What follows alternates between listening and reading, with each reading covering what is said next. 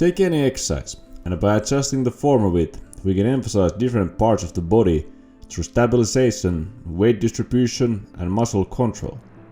A good exercise form requires intention and understanding of the body mechanics that produce the movement.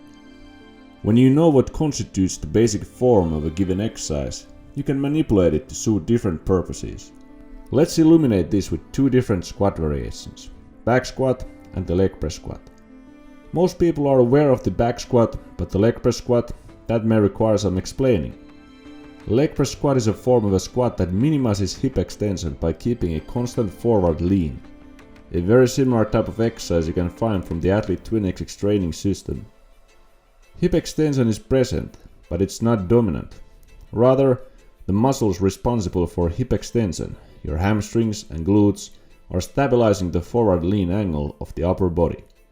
Your core, then again, stabilizes the spine from arching or rounding with a strong isometric contraction.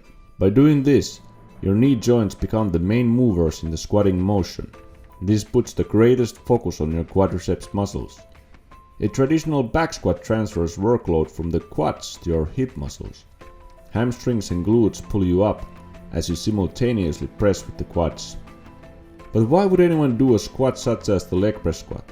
Usually everyone is concerned about how to better activate their glutes in the squat. Even though people in general would use their quads a bit more than their glutes, this still doesn't mean the quads would always get worked properly. Poor squat mechanics and overly dominating hips can leave the quadriceps partially undeveloped. This can lead to knee pain, compromised performance, or make you more prone to injuries due to imbalances. For example, at the very end of the repetition when your knees are close in full extension, this is rarely done with control.